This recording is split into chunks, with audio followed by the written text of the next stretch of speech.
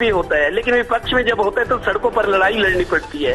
तो अब चूंकि बीजेपी में लग रहा है मेरे को, जिस तरीके के रुझान आ रहे हैं कि बीजेपी अब विपक्ष में बैठेगी, तो एक मजबूत विपक्ष का नेता बीजेपी को तलाशना होगा अपने उन लोगों में से जो जीत कर आएंगे।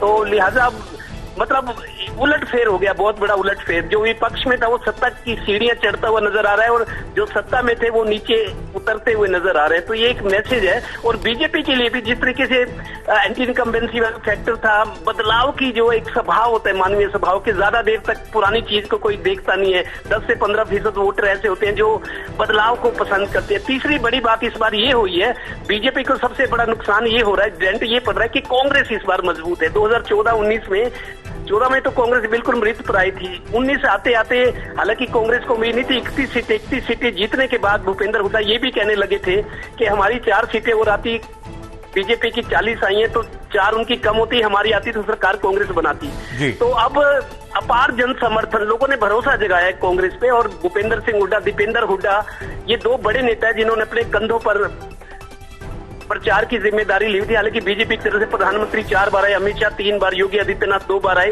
बीजेपी ने कोई कसर नहीं छोड़ी, नीचे से लेकर टॉप तक के लीडर बिल्कुल मैदान में आ गए बीजेपी को जिताने के लिए। लेकिन भूपेंद्र और दीपेंद्र हुड्डा ने प्रचार का जिम्मा अपने कंधों पर उठाया, विधानसभा क्षेत्रों में गए, फैसले लिए, टिकटों पे फैसला हुआ। 72 टिकटें भूपेंद्र हुड्डा की मर्जी से बटी हैं, जिस वजह से कुमारी शैलजा नाराज भी हुई, खामोश भी बैठ गई।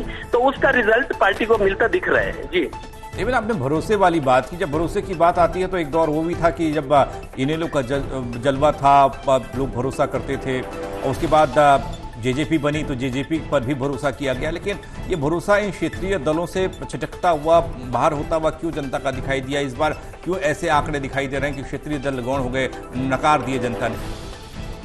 देखिए पंकज, इनेलो का पतन तब हुआ जब इनेलो टूटी, 2 टुकड़ों में बट गई। मतलब जो पोते हैं 2 बड़े, दुष्यंत और दिग्विजय विदेश से पढ़ के आए, नए जमाने के लड़के हैं। लोग कहते हैं कि पोतों ने ही अपना मतलब खानदान को बिखेर दिया, 2 अलग पार्टियां बना दी। दोनों पार्टियां जिससे कमजोर हुई हैं। बीजेपी को 4.5 साल तक सत्ता में रहने का मजा तो मिला, लेकिन पार्टी इनेलो भी और जेजेपी भी अब दोनों बहुत कमजोर हो चुकी है। क्योंकि घर की जो फूट होती है उसका नुकसान तो होता है, और वो नुकसान, बड़ा सियासी नुकसान अब सामने दिख रहा है। अब पार्टी को, इनेलो को दोबारा खड़ा, एक बात ये भी थी पंकज, मैं बताऊं, विधानसभा चुनाव से थोड़ा पहले लगा कि शायद दोनों पार्टियां एक हो जाए। अगर एक हो जाती तो हरियाणा की तस्वीर भी बदल जाती। मैं आपको बता रहा हूं, जो आज परिणाम बीजेपी या कांग्रेस के हक में आ रहे हैं, कांग्रेस को ज्यादा सीटें मिल रही है, बीजेपी को कम। अगर इनेलो और जेजेपी चुनाव से पहले इकट्ठा हो जाते तो ये पूरी समीकरण ही बदल जाते थे। लेकिन इसके लिए ओम प्रकाश चौटाला और अभय चौटाला तैयार नहीं हुए। उनका ये कहना था कि ये गद्दार है, गद्दार शब्द यूज किया गया दुष्यंत दिग्विजय के लिए, कि इन गद्दारों को हम वापस नहीं लेंगे। अगर पार्टियां दोनों मिल जाती तो मेरे को लगता है ये सारे समीकरण बदल जाते। फिर एक इनेलो एक बड़ी ताकत के रूप में सामने नजर आती। जब बिखरे हैं तो बिखराव का नतीजा सबके सामने है।